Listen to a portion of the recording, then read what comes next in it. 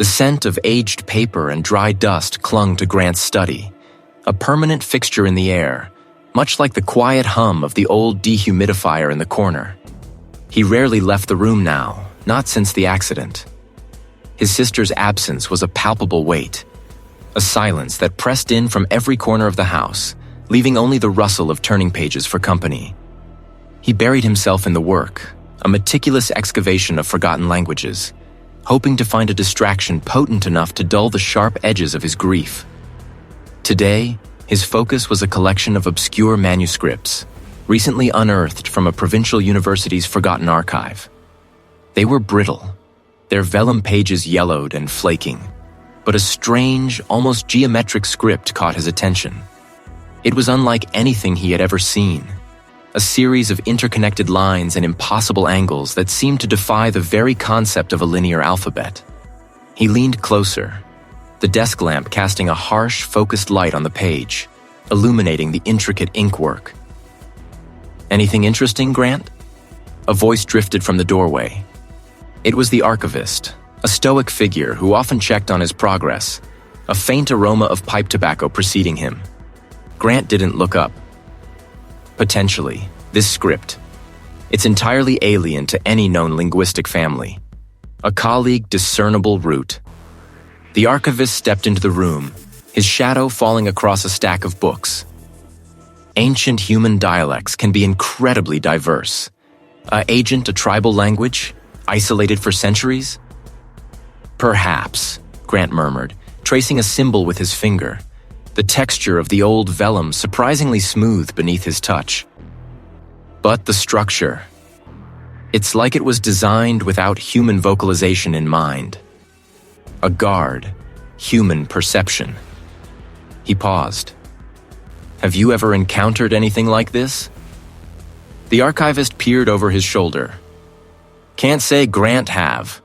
A figure of their collection is fairly well cataloged. This particular box was misfiled for decades." He shrugged. "Thought it might be a dead end." "Nothing is a dead end," Grant said, a flicker of his old intensity returning. This was a puzzle, a challenge. It was a distraction.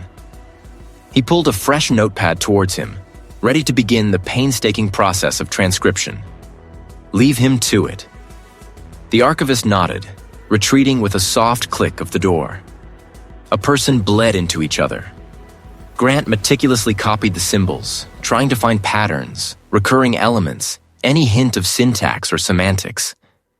The script was maddeningly inconsistent, yet perfectly so. A symbol he'd just transcribed would, when he glanced away and then back, seem subtly different, a line slightly extended, an angle marginally sharper. He rubbed his temples, attributing it to fatigue. A witness night spent hunched over texts fueled by strong, bitter coffee often played tricks on his vision. He transcribed the first few lines, convinced he was on the cusp of a groundbreaking discovery. A unique, lost human dialect that would redefine linguistic history. It would be a monumental achievement, a legacy. It would be something to anchor him. "This is impossible," he whispered to himself, his voice hoarse. He had just copied a complex glyph, convinced of its precise form. He looked down at his notes, then back at the original manuscript. The symbol on the page had subtly reconfigured itself, a minor shift in the intersection of two lines, almost imperceptible, yet undeniably present. He blinked, hard, then stared again. It seemed to resolve back to its original form. He shook his head, a dry, rasping sound. "Just tired." He picked up a magnifying glass, scrutinizing the vellum. The ink was old, faded, but stable. There was no smudging, no indication of physical alteration. He moved the lamp, trying different angles of light, but the effect persisted. When his direct gaze was fixed on a symbol, it held its form. But in his peripheral vision, or when he looked away for a moment, it seemed to subtly undulate, to rearrange its internal geometry. "Grant?" The archivist's voice again, softer this time. "Are you all right? It's getting late." Grant jumped, startled. He hadn't heard the door open. He felt a faint tremor in his hands. "Yes, fine, just making progress." He forced a calm tone. The archivist stepped closer, his gaze falling on the manuscript. "Anything to report?" "Only that it's more complex than Grant anticipated," Grant replied, his voice a little too tight. He gestured vaguely at the page. "The symbols. They have an unusual internal consistency, yet defy conventional categorization." He tried to sound clinical, detached. "Grant, see," the archivist said slowly, though his brow was furrowed. "Well, don't overdo it. The texts aren't going anywhere." "No," Grant agreed, his gaze fixed on a particular cluster of symbols. "They certainly aren't." He felt a prickle of unease, a sensation he quickly dismissed. It had to be. He felt a prickle of unease, a sensation he quickly dismissed. His mind was playing tricks on him. It had to be. He was grieving, isolated, and undoubtedly exhausted. The human brain, he knew, was a master of self-deception. This was just another manifestation of his frayed nerves. He would simply work harder, focus more intently. He would conquer this language, no matter how elusive its nature. The archivist retreated, the soft click of the door echoing in the quiet room. Grant was alone again, the silence a familiar companion. He leaned back over the manuscript, his breath shallow. The symbols seemed to pulse faintly under the harsh light of the desk lamp, a subtle, almost imperceptible thrum that resonated not in his ears, but somewhere deeper, behind his sternum. He traced a particularly intricate glyph, his finger hovering just above the vellum. It was a nexus of sharp angles and flowing curves, a design that felt impossible to hold in the mind, yet undeniably present on the page. "You're baffling," Grant murmured, his voice a dry whisper. He spent the next hours, then days, in a feverish blur. A colleague became a luxury he couldn't afford, food a mere afterthought. The scent of stale coffee and his own unwashed clothes mingled with the perpetual aroma of old paper. His jaw ached from clenching, his shoulders burned, but he couldn't pull himself away. The language demanded his attention, each symbol a siren call promising revelation. He transcribed hundreds of them, filling notebooks with his precise, almost obsessive copies. But the more he copied, the more the unsettling phenomenon intensified. He would ink a symbol, certain of its form, only to glance back at the original and find it subtly altered.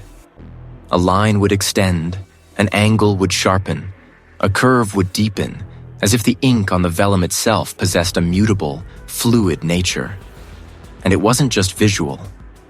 As he focused, a strange sensation began to bloom in his chest, a profound sense of wrongness, like looking at a landscape that defied gravity, or hearing a sound that existed outside the spectrum of human hearing. It was vast, unsettling, and utterly captivating. One evening, a week into his solitary vigil, a timid knock came from the door. "Grant?" It was the archivist again, his voice muffled. "Are you still there?" Grant didn't respond immediately. He was staring at a particular passage, a sequence of glyphs that seemed to vibrate with that internal, non-auditory hum. He felt an intense pressure behind his eyes, a strange lightness in his head. Grant, I'm coming in," the archivist said, a note of concern in his tone. The door opened slowly, revealing the figure silhouetted against the dim hallway light. The faint smell of pipe tobacco drifted in. The archivist took a step inside, then stopped, his gaze sweeping over the stacks of books, the discarded coffee cups, the general disarray that had taken root.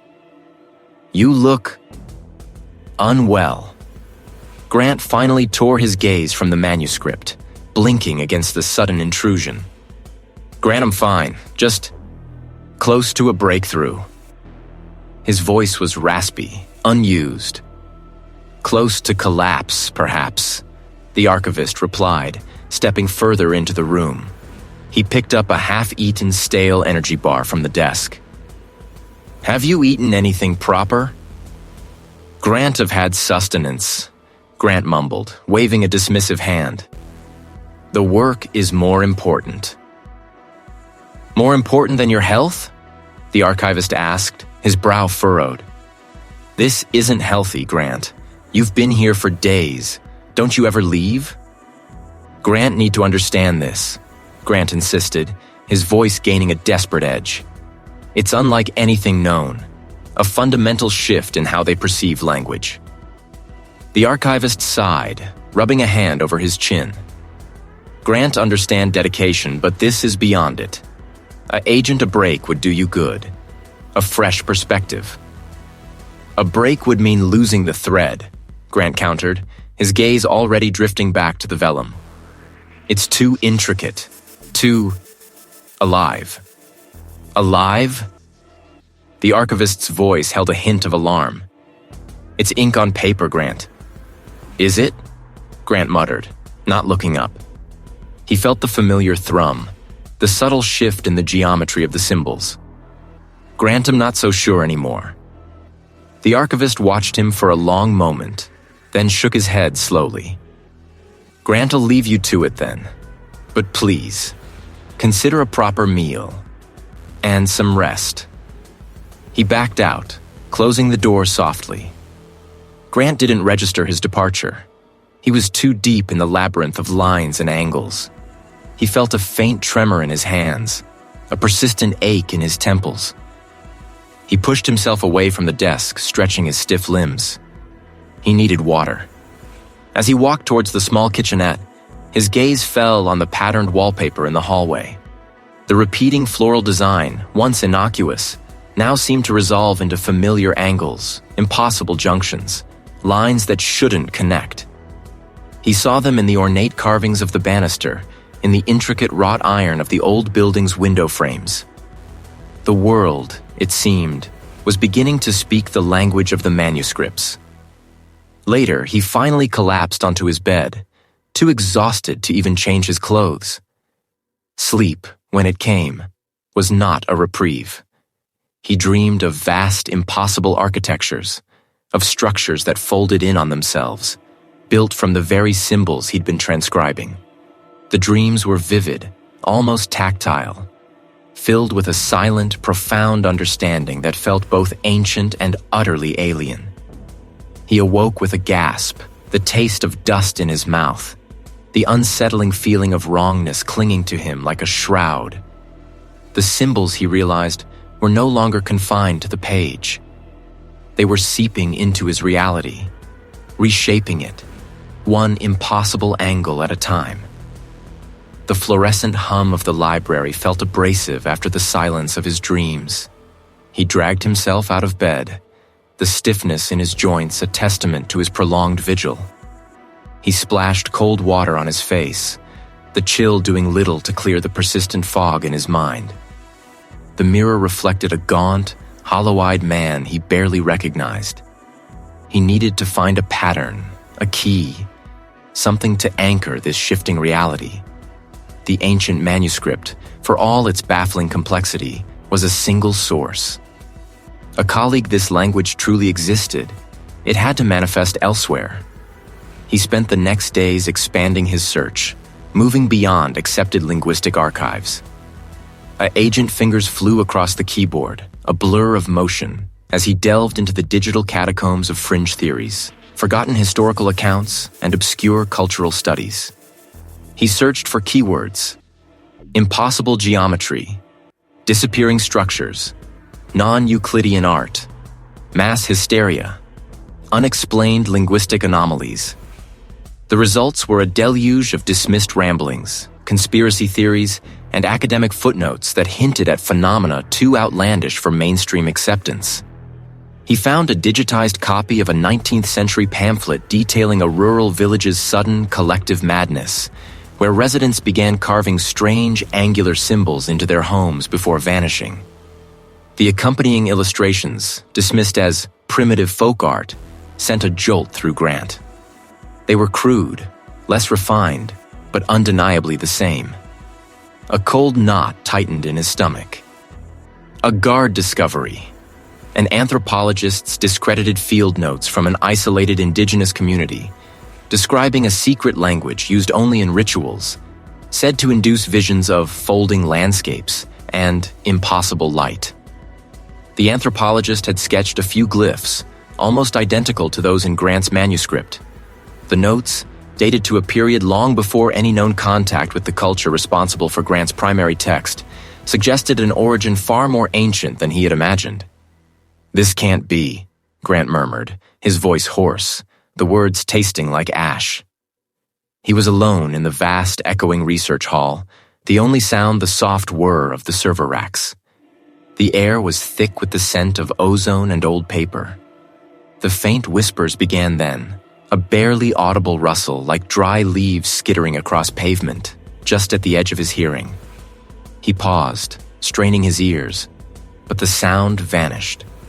He opened a new document, compiling his findings. The sheer volume of disparate sources, spanning continents and millennia, was overwhelming. A pattern was emerging, one that defied linear history. The language wasn't a forgotten dialect. It was something else entirely. A security guard, a man with tired eyes and a perpetually slumped posture, approached his desk. "Still here, sir?" the guard asked, his voice a low rumble. "It's past closing." Grant looked up, blinking. "Grant, almost done. A figure, one more thing." "You've been here every night this week," the guard observed, his gaze lingering on the scattered printouts and open books. "You should get some rest." "Rest isn't an option," Grant replied, his eyes already drifting back to a grainy image of a carved stone tablet from a fringe archaeology blog. The symbols were unmistakable. "Not when this is happening." "Happening?" the guard repeated, a slight frown creasing his brow. "What's happening?" Grant hesitated. How could he explain the shifting geometry, the non-auditory hum, the way the world was subtly realigning itself? "It's a linguistic phenomenon, a person more widespread than anyone realized." The guard merely grunted. "Right, well, just make sure you're out by midnight. The alarms are set then." He walked away, his footsteps echoing softly on the polished floor. Grant ignored him, his focus consumed by the tablet. The accompanying text, a rambling treatise on pre-human intelligence, claimed the tablet was unearthed from a geological stratum dated to millions of years ago, long before Homo sapiens walked the earth. It was, of course, dismissed by every reputable institution. But the symbols, they were identical. The whispers returned, louder this time, a discordant chorus of clicks and soft scraping sounds, as if countless tiny gears were grinding just beneath the floorboards. Grant gripped the edge of the desk, his knuckles white. He was alone. There was no one else in the hall. "Who's there?" he whispered, his voice trembling. A witness the hum of the servers answered him, and the persistent, impossible whispers, now seeming to emanate from the very air around him. He felt a cold dread seep into his bones, a realization that the language was not a human creation, forgotten or otherwise. It was something profoundly alien, something that had always been here, lurking in the blind spots of history, waiting to be found. And now, it had found him. Grant gripped the edge of the desk, his knuckles white against the pale laminate. The whispers intensified, a discordant chorus of clicks and soft scraping sounds that seemed to emanate from the very air around him, from the floorboards, from the silent server racks. He was alone, yet the hall felt crowded with an unseen presence. "Who's there?" he whispered again, his voice a tremor against the hum of the machines. A colleague answer, only the impossible whispers growing louder, coalescing into a faint rhythmic pulse, like a slow, deliberate heartbeat. He forced his attention back to the grainy image of the carved stone tablet. The symbols, identical to those in his manuscript, drew him in, their impossible angles seeming to shift and writhe at the periphery of his vision. He focused on a cluster of glyphs, a recurring sequence he'd identified across several disparate sources.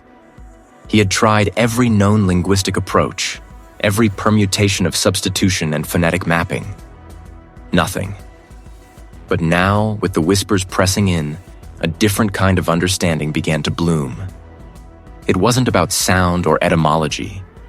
It was about form. He traced the glyphs on the screen with a trembling finger, his mind bypassing the usual pathways of language. He felt a strange resonance, a direct connection between the visual structure and an abstract concept. He felt a click, not in his mind, but in the fabric of the room. The whispers coalesced into a single sustained note, a tone that vibrated in his teeth. Then a phrase formed in his thoughts, not in English, not in any language he knew, but as a pure, unsettling cognition. The angle that is not. The words were nonsensical, a contradiction in terms, yet he understood them with a chilling clarity. They described a geometry that defied the agent space, a dimension where lines could curve into themselves without crossing, where planes folded inwards, not outwards. A guard the phrase solidified in his mind. The air around him grew heavy, thick with the scent of ozone and something else. Something metallic and cold, like distant lightning. The fluorescent lights in the hall flickered, casting long, dancing shadows that stretched and compressed like living things. Then, the world warped. The research hall dissolved, replaced by an alien vista. A sky, not blue or black, but a pulsating, shifting canvas of colors that did not exist. A vibrant, screaming absence of light, yet intensely visible.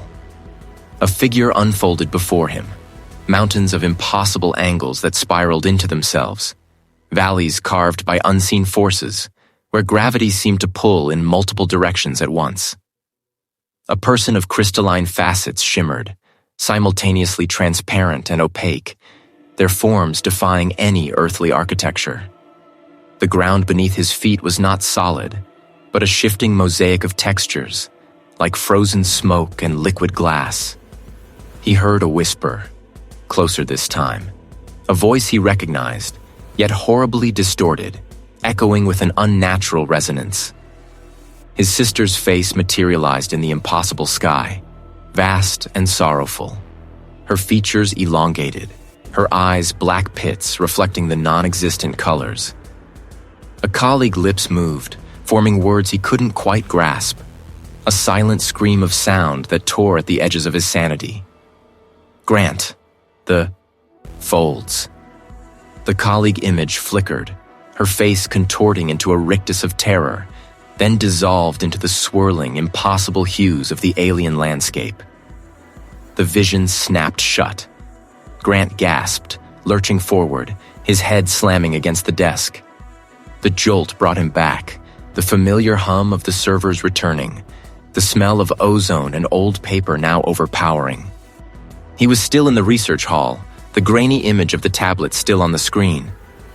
But his perception was irrevocably altered. The world seemed thinner, more fragile. The whispers were no longer just sounds. They were pressures, subtle shifts in the air, nudging against his mind. He pushed himself upright, his body trembling, a cold sweat slicking his skin. His heart hammered against his ribs. The translation wasn't a symbolic meaning. It was a sensory assault, a direct conduit. The language wasn't describing another reality. It was showing it. A security officer, a different man from before, with a neatly trimmed beard and a crisp uniform, walked into the hall, his footsteps surprisingly light. "Sir? A witness all right?" he asked, his voice calm but his gaze sharp. Heard a thud. Grant stared at him, his mouth dry. The officer looked solid, real, but Grant felt a profound disconnect. The world had just shown him its true face, and it was not the one he knew. I'm fine," Grant rasped, his voice raw. He pressed a hand to his forehead, feeling the faint throb where he'd hit the desk. "Just tired." The officer nodded slowly, his eyes narrowing slightly as he took in Grant's disheveled appearance. "You look like you've seen a ghost, sir." "Something like that," Grant muttered, looking away, his gaze falling on the tablet image once more. The symbols no longer seemed like mere glyphs. They were windows, and he had just peered through one.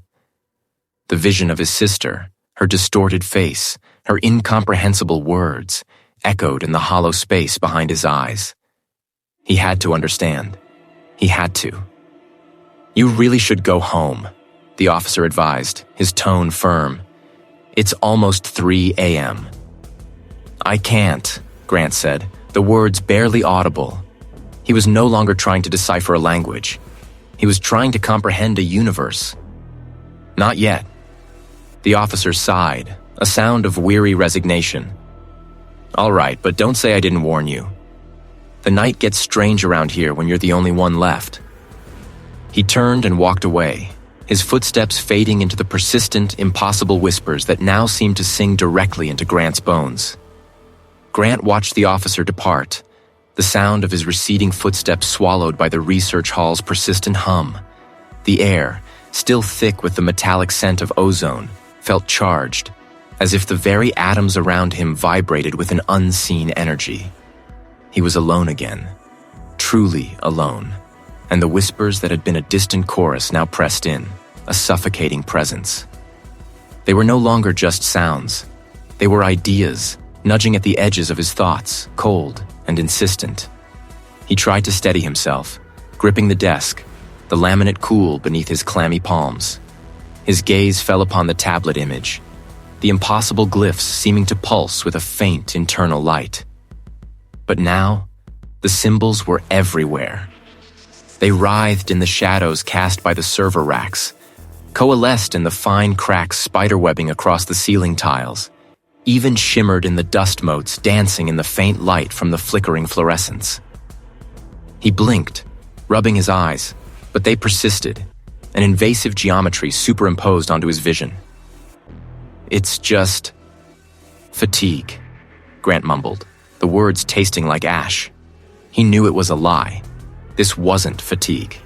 This was something else, something that had been unleashed. The phrase, "the angle that is not," echoed in his mind, no longer a mere cognition, but a resonant truth. A new whisper broke through the cacophony, clearer than the others, a sound like dry leaves skittering across stone. "She waits. Beyond the folds." Grant flinched, his head snapping up. "Who?" he demanded, his voice hoarse, directed at the empty air. The whispers intensified, a rising tide of clicks and scrapes. The lost, the beloved. He pressed his hands against his temples, trying to push the sounds out, but they were already inside, a cold current flowing through his veins. He closed his eyes, desperate for a moment of quiet, but the symbols flared behind his eyelids, twisting into intricate, unsettling patterns. When he opened them, the research hall seemed to tilt, the familiar walls breathing in and out, the floor rippling like disturbed water. "Grant?" a voice whispered, soft and familiar, yet laced with an impossible echo. He froze. His sister stood before him, not in the flesh, but a shimmering, translucent outline, her form composed of the very light and shadow of the room. A colleague's eyes, usually a warm hazel, were pools of shifting non-Euclidean geometry. "Alara," Grant breathed, his heart seizing in his chest. He knew, intellectually, that she wasn't real. But the raw ache of recognition, the desperate longing, overwhelmed any logical resistance. A colleague's spectral lips curved into a sad smile. "You're seeing it, aren't you? The true shape of things." "Grant. Grant, don't understand," he stammered, his voice trembling. He reached out a hand, but it passed through her form, feeling only the cold, empty air. "The language. It shows you," she replied, her voice a chorus of soft, scraping sounds. "It's not just words, Grant. It's a key." "A key to what?" he asked, his gaze fixed on her impossible eyes. He was no longer questioning her presence, only seeking answers from her. The The boundaries between waking and dreaming had dissolved. "To what lies beyond," she said, her form flickering, the symbols in the room seeming to coalesce around her, forming a halo of impossible angles. "To where Grant am." A wave of profound sadness washed over him, a grief so sharp it felt physical. Can Grant reach you?" The colleague's translucent hand drifted towards his, stopping just short. "You already have. You're almost here." He stared at her, a desperate hope blooming in his chest, warring with a deep primal terror.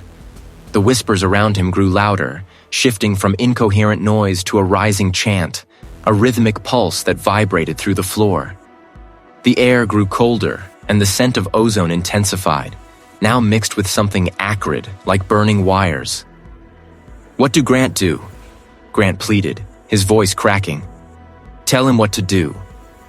His sister's form began to dissolve, her features stretching and distorting, mirroring the terror he had seen in the vision. "The folds. Grant. Find the folds." The colleague's voice became a shriek, a sound that tore at the fabric of his mind. Then she was gone, leaving only the echoing whispers and the oppressive metallic chill. Grant gasped, lurching forward, his head hitting the desk again, a dull thud. The jolt was less effective this time. He was still in the research hall, the tablet on the screen, but the symbols still danced in his peripheral vision, still formed patterns in the shadows.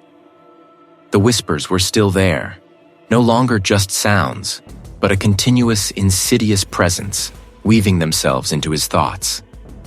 He felt a profound sense of disorientation, a sickening lurch as if his internal compass had spun wildly off course.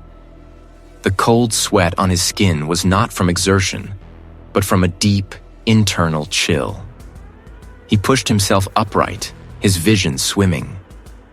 The language wasn't just imprinting itself, it was rewriting him. It was showing him not just a new reality, but a way to perceive it, a way that was fundamentally altering his own mind. The grief, the desperate need to understand his sister's death, was a vulnerability, a gaping wound through which the alien logic poured. He had to understand the folds. He had to find her. The whispers confirmed it. He looked at the screen, at the ancient text, no longer seeing mere glyphs, but the architecture of a universe. He reached out, his trembling finger tracing the impossible angles, feeling a resonance, a deep, unsettling connection. He felt a strange sort of clarity, a heightened awareness of the hidden patterns in everything. The language was not a barrier to understanding. It was the path. He just had to let it take him. He just had to surrender. Grant took a shuddering breath. The air was thick, heavy, and tasted of ozone and something else. Something metallic, like old blood. He had to focus. He had to find a rational explanation. He stumbled towards the nearest terminal, his fingers fumbling with the power button. The screen flickered to life, casting a harsh blue light across his face. He navigated to the university directory, his heart pounding in his chest. He needed to find information on anyone who had studied the language before. The search returned a single name: the colleague Thorn. Thorn. The name was vaguely familiar. Grant scrolled through the archived faculty profiles. Thorn had been a rising star in the linguistics department, specializing in dead languages. Then, abruptly, his file ended. A agent publication record after a certain date. No explanation for his departure. A guard, a blank space where his current status should have been. Grant searched for Thorn's contact information. Nothing. The university had scrubbed him from their records. It was as if he had never existed. Except someone had remembered him. A figure had sent that email. He checked his inbox again. The email was still there, stark and unsettling. Beware the unmaking. The void sings in the angles that are not.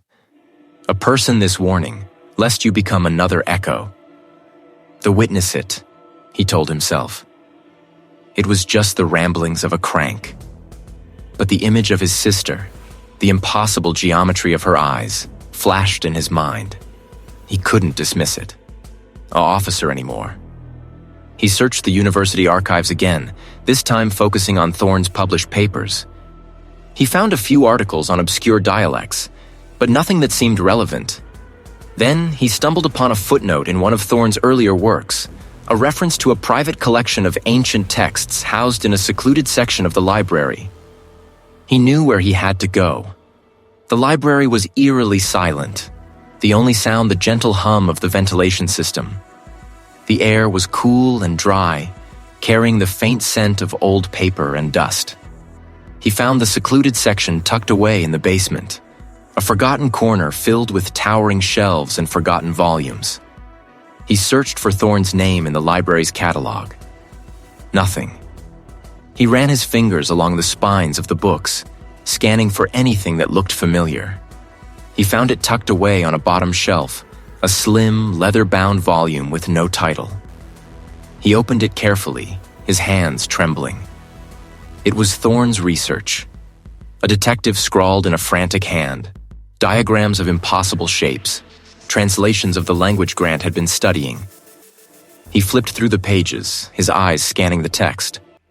Thorne had been obsessed with the same concepts, the same unsettling geometries. He had seen the same things. A passage caught his eye, underlined and highlighted. The language is not merely a means of communication. It is a key to unlocking a reality beyond human comprehension. But be warned, the final stage of understanding leads to utter dissolution. The self is unmade, absorbed into the void. Grant felt a chill run down his spine. He looked up, his gaze sweeping across the silent shelves. He was no longer alone. He could feel it. A figure emerged from the shadows, tall and gaunt, his face obscured by the dim light. "You shouldn't be here," the figure rasped, his voice like dry leaves skittering across stone. "Thorne?" Grant asked, his voice barely a whisper. The figure stepped into the light, revealing a man with hollow eyes and a wild, unkempt beard. It was Thorne, or what was left of him. "You, didn't they?" Thorne said, his voice laced with a strange mixture of fear and triumph. "The email?" Grant asked. "Did you understand it?" Thorne asked, his eyes burning into Grant's. "The unmaking?" "What is it?" Grant asked, his voice trembling. "It's the end," Thorne said, a faint smile playing on his lips. "The end of everything." "What do you mean?" Grant asked, his mind reeling. Thorne took a step closer, his eyes filled with an unsettling light. "The language. It shows you the truth that lies beyond. But once you see it, you can never go back." "What truth?" Grant pressed. Thorne's smile widened, revealing a set of yellowed, uneven teeth. "The truth that there is nothing. A specialist, the void." He reached out a hand, his fingers brushing against Grant's. A jolt of energy surged through Grant's body, a wave of cold alien logic washing over him. Then Thorne was gone. He vanished into the shadows, leaving Grant alone in the silent library, the weight of his words pressing down on him like a physical burden. Thorne's disappearance left a vacuum in the silence, a lingering impression of something impossible. Grant stood alone, the air around him suddenly thinner, colder. The words Thorne had spoken echoed. The end of everything. A shiver traced its way down his spine, not from the temperature of the library, but from the sheer, unsettling finality in the man's voice. He stared at the spot where Thorne had been, a faint shimmer in the dimness, like heat haze distorting the shelves. He clutched the leather-bound volume, its ancient pages cool beneath his trembling fingers. Thorne's frantic notes, the diagrams of impossible geometry, the translations of the language, they were all here. He had to understand. He had to know what Thorne had seen, what he had become. Grant found a worn wooden chair tucked into an alcove, its surface rough beneath his touch. He sat, the book open on his lap, the faint scent of mildew and old paper rising from its pages. He turned to the section Thorne had highlighted, a complex passage Grant had previously dismissed as highly abstract philosophical musings. Now, with Thorne's words ringing in his ears, it took on a different, more sinister meaning. He began to translate, slowly, meticulously. The language twisted his mind as he worked, the non-Euclidean grammar bending his perception of logic. It was not merely a set of symbols. It was a structure designed to reconfigure thought itself. It speaks of openings, Grant murmured to himself, his voice a dry whisper in the vast quiet. Not doors, not portals, a colleague-like. A tearing, a rending of what is. He traced a symbol with his finger, its angles sharp and unnatural. It describes entities, a colleague gods, a colleague spirits, a agent that are. He continued, his brow furrowed in concentration, his mind struggling to grasp the concepts. The text spoke of the void, but not as an absence. It was a presence, teeming with forms that defied description, beings that existed in dimensions unperceivable by human senses. They were not evil, not benevolent. They simply were, and their existence was anathema to the structured reality Grant knew. This is not for communication, he breathed, the realization a punch to his gut. It's a ritual. A new passage, heavily annotated by Thorne, detailed the purpose of the language. It was a key, as Thorne had written, but not just to unlock understanding. It was a key to alteration. A guard, unmake, and remake reality. The entities were not distant theoretical constructs. They were described with an unsettling specificity, their forms rendered in diagrams that made Grant's stomach clench. He saw shapes that were simultaneously convex and concave, colors that defied the spectrum, and movements that suggested a presence in multiple places at once. It's a summoning, Grant whispered, the word tasting like ash in his mouth. Or worse, an invitation. He felt a subtle shift in the air, a pressure building, as if the very fabric of the library was tightening around him. A faint, almost imperceptible hum resonated through the floorboards, a low thrum that seemed to originate from nowhere and everywhere at once. He paused, listening, his head cocked. A figure at just the building settling? A person? Something else? He forced himself to return to the text.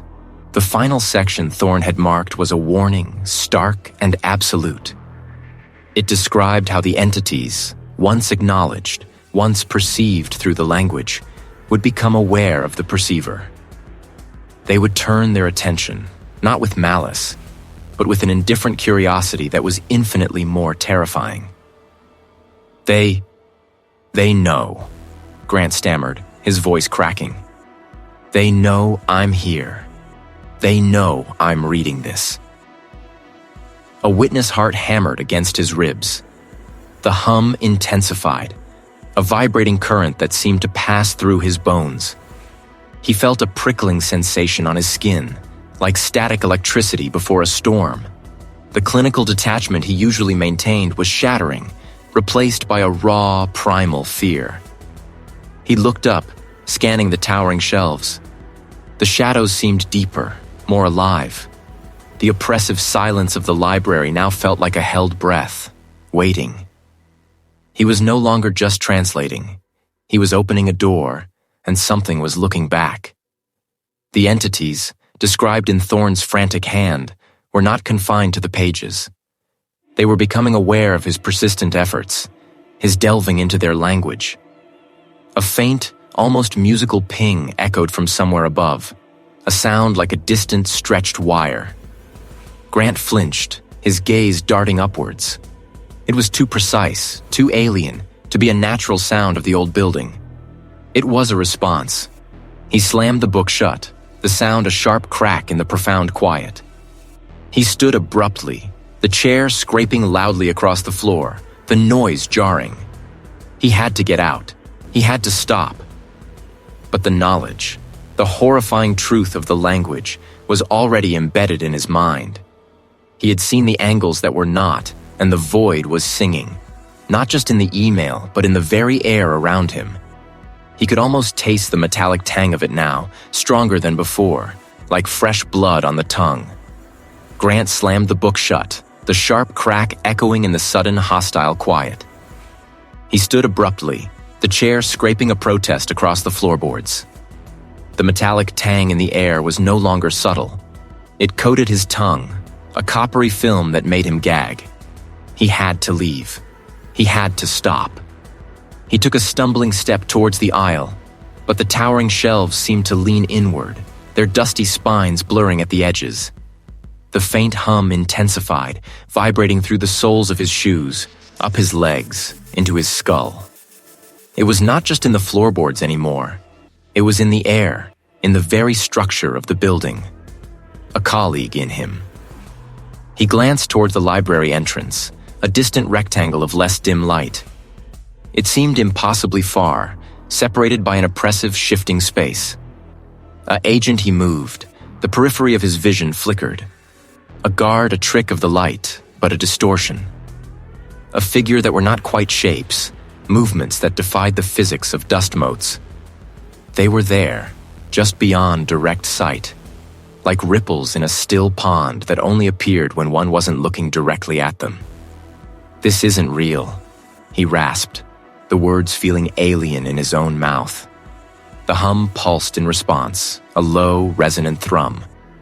A whisper, soft as a breath, brushed against his ear. "Grant, what are you doing?" It was his sister's voice, clear and familiar, yet subtly wrong, imbued with an impossible resonance. He spun, but there was no one. A colleague, the endless shelves, the oppressive quiet, and the metallic taste. "I have to go," he whispered, his voice thin. The whisper came again, closer, colder. "But you've almost understood. The patterns. They are beautiful." The words were no longer his sister's, but a chorus of alien sounds, a symphony of non-Euclidean grammar that resonated deep within his own mind, a language he now understood without conscious effort. It was a part of him. He felt a pull, an irresistible gravity, drawing him back to the worn wooden chair. A person hand, as if acting independently, reached for the leather-bound volume. A colleague's surface, once merely rough, now felt like a living thing, warm and pulsing beneath his touch. He sat, the book opening to a page he hadn't seen before, though it felt intimately familiar. "You can't stop now," the whispers urged, 1,000 voices woven into one, each thread a familiar thought, a forgotten memory, a deep-seated desire. "You are the bridge." Grant stared at the page. The symbols writhed, not on the paper, but within his perception, like microscopic organisms swimming in his vision. He could see their depth, their impossible dimensions. He could feel their meaning, bypassing his intellect entirely. A shadow detached itself from the gloom between two shelves, coalescing into the vague outline of a figure. It was tall, impossibly thin, its form shimmering like heat haze. "Are you all right, Grant?" a voice asked, smooth and neutral, yet laced with the same impossible resonance as the whispers. It was the voice of a colleague, but the words were the language. Grant flinched, his heart a frantic drum. Who are you?" The figure tilted its head, a gesture that seemed to stretch its neck to an unnatural length. "We are what you seek, what you have invited." The colleague voice was a low thrum, like the hum that filled the library. "You have almost completed the connection." "No," Grant breathed, trying to push away from the chair, but his limbs felt heavy, unresponsive. "I won't." "You already have," the figure replied, its form momentarily solidifying into something resembling a librarian, then dissolving into a ripple of pure light. "The language is within you. It is you." He squeezed his eyes shut, trying to banish the vision, the voice, the metallic taste. But the language was there, behind his eyelids, twisting into impossible geometries. He could feel it, a cold, persistent pressure behind his frontal lobe, like a foreign object lodged in his skull. When he opened his eyes, the library was still there, but subtly altered. The light was dimmer, tinged with an unearthly violet. The air was thick, heavy, like breathing underwater. The hum was a constant low roar in his ears. The book was still open on his lap, the symbols now glowing with a faint internal luminescence. "It's not just a book," he whispered, his voice hoarse. "It's a part of me now." Indeed. The whispers echoed from everywhere and nowhere, a symphony of his own thoughts and the alien presence. "The boundaries are dissolving. You are becoming." He tried to scream, but no sound emerged. A colleague, the hum, the whispers, and the metallic tang. He could feel the entities, not as visions, but as distortions in the very fabric of his perception, lurking just beyond his peripheral vision, waiting for him to fully acknowledge them. And he was. He was. The glowing symbols on the page pulsed, a faint, internal luminescence that seemed to beat in time with Grant's own frantic pulse. The library, once a sanctuary of quiet knowledge, was now a cavern of shifting shadows and an oppressive violet gloom. The air, thick and heavy, pressed against his lungs, making each breath a conscious effort, tasting perpetually of copper. The hum, a low, resonant thrum, was no longer external. It vibrated in his bones, in the very marrow. "The boundaries are dissolving. You are becoming." He tried to shake his head, but his neck felt stiff, as if the heavy air had solidified around him. "No," he rasped, the word a dry, brittle sound in the suffocating quiet. "This isn't. I don't want this." "But you do," the chorus replied, the sound both within his mind and echoing from the towering shelves. "You want to see, to know, to reunite." A vision flickered at the edge of his sight. A young woman, her hair the color of autumn leaves, her laugh like wind chimes. A colleague's sister.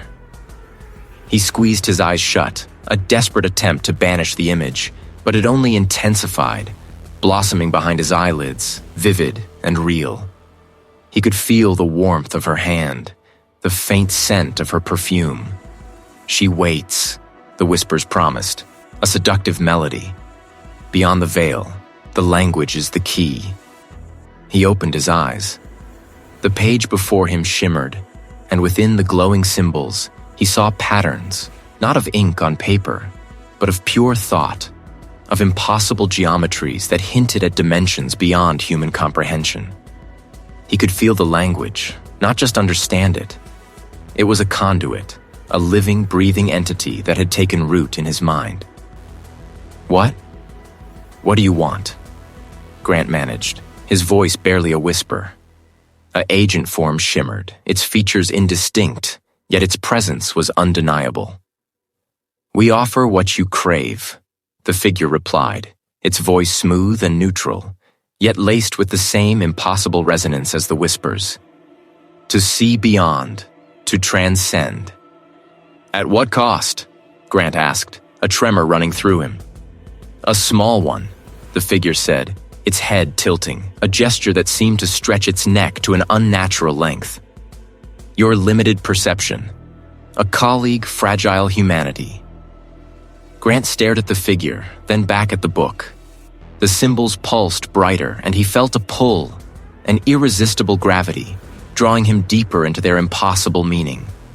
He could almost touch the edges of a reality that lay just beyond his own, a reality where his sister might truly exist, not as a memory, but as a living presence.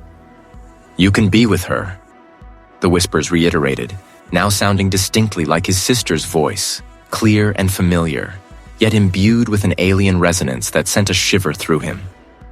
Forever. A guard embraced the sight. He closed his eyes again, but the violet light was behind them, and the hum was a roar. He saw his sister, standing in a field of impossible flowers, her hand outstretched. A figure smile was radiant, beckoning. He felt a profound longing, a grief so deep it threatened to consume him whole. "She's not real," he tried to tell himself, but the words felt hollow, meaningless. The vision was too vivid, too compelling. "She is as real as you allow her to be," the chorus of voices replied, their unity unsettling. The language reveals all truths, a person possibilities. A colleague, a man he vaguely recognized from the periodical section, walked past his aisle, oblivious to the violet light, the heavy air, the humming. "Grant still at it?" the colleague asked, his voice muffled as if speaking from a great distance. "You look a little pale." Grant tried to respond, but the words caught in his throat. He looked at the colleague, and for a terrifying moment, he saw not a man, but a shimmering outline, a vessel, a temporary construct of something vast and formless, its true nature barely contained within the human shell. The colleague's eyes, normally a dull brown, seemed to glow with an inner violet light. "He doesn't see us," the whispers chuckled, a dry, rustling sound. "But you do. You are special." "What did you do to him?" Grant demanded, his voice hoarse, pointing a trembling finger at the unsuspecting colleague who continued walking, humming a tuneless melody. "Nothing," the shimmering figure of the librarian replied. "He simply lacks the capacity. You, however, possess it. You are the bridge, the gate." Grant's gaze snapped back to the book. The symbols were no longer just glowing. They were moving, shifting, forming impossible geometric patterns that reformed and dissolved within his vision. He could feel the entities, not as visions, but as distortions in the very fabric of his perception, lurking just beyond his peripheral vision, waiting for him to fully acknowledge them. And he was. He was. The metallic tang in the air intensified, coppery and sweet, like fresh blood. He felt a strange warmth spread through his chest, not unpleasant, but alien. He reached out a trembling hand, not to push the book away, but to trace the impossible lines of the language. Just a little further. The whispers crooned, now entirely in his sister's voice, beckoning him into the impossible depths. "She's waiting. For you." Grant's hand hovered over the shimmering page, fingers splayed, trembling. The metallic tang in the air was now a taste on his tongue, sharp and coppery, a constant presence. The warmth in his chest intensified, spreading like a slow, invasive bloom through his veins. He could hear his sister's voice, clear as a bell, yet layered with a resonance that wasn't human, a deep thrumming that vibrated in his bones, making his teeth ache. "She's waiting," the voice promised, a silken thread weaving through the roar that filled his ears. Just a little further.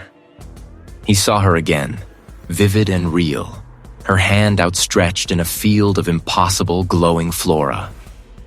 A colleague's smile was a beacon, pulling him with an irresistible force. A profound longing, an ache that had been a constant companion since her passing, surged, threatening to overwhelm him. This isn't real," Grant choked out, the words a desperate, brittle protest against the tide. An agent voice felt alien, thin and reedy, barely his own.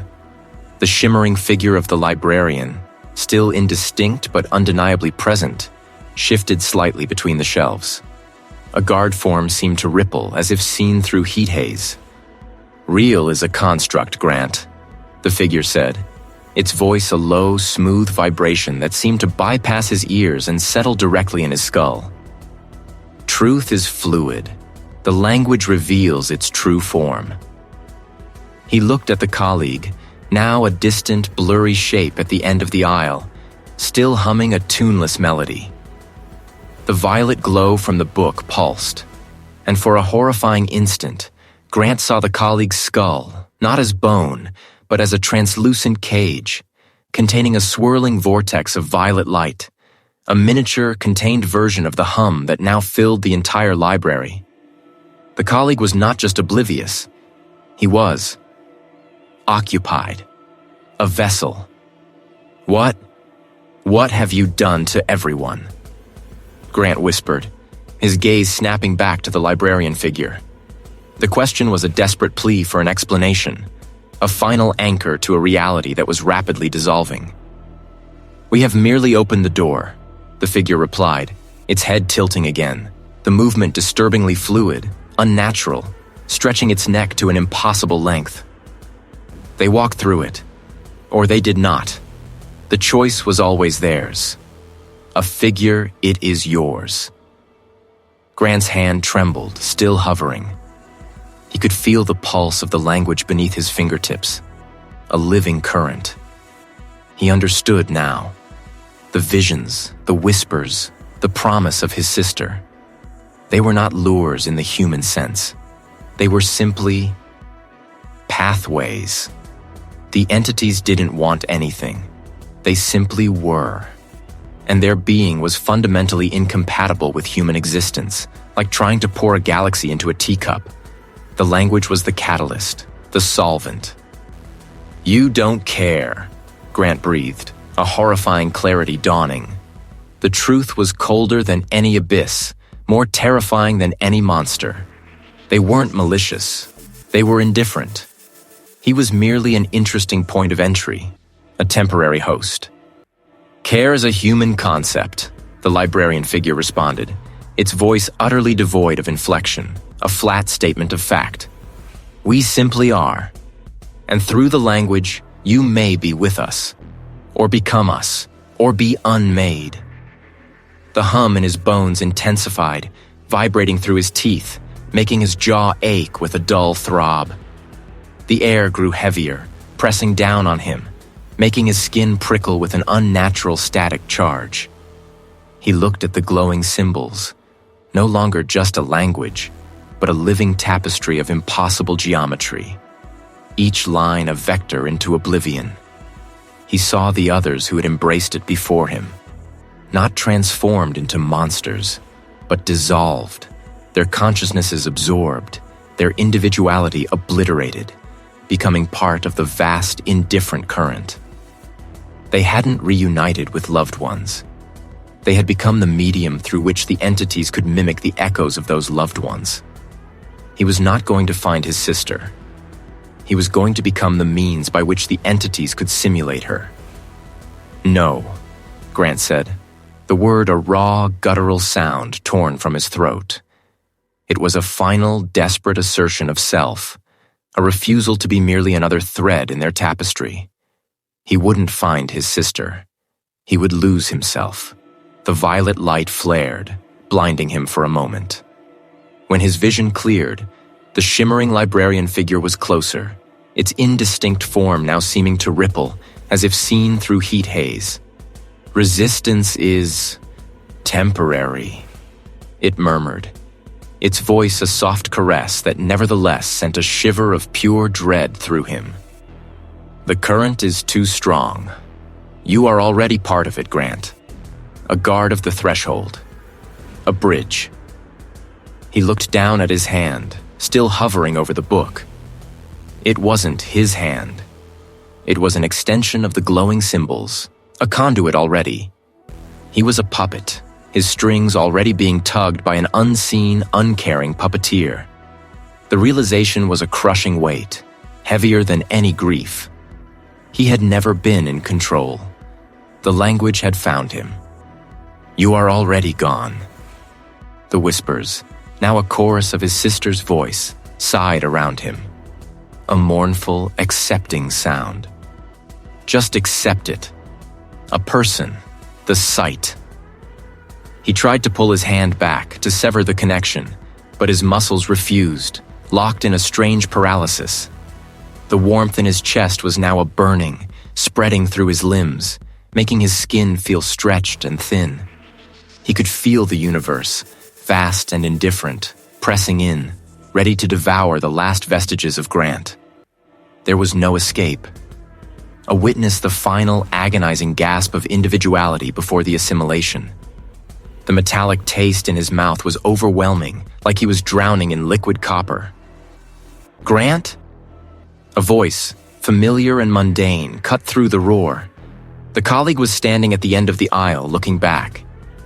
"You're starting to look like you've seen a ghost."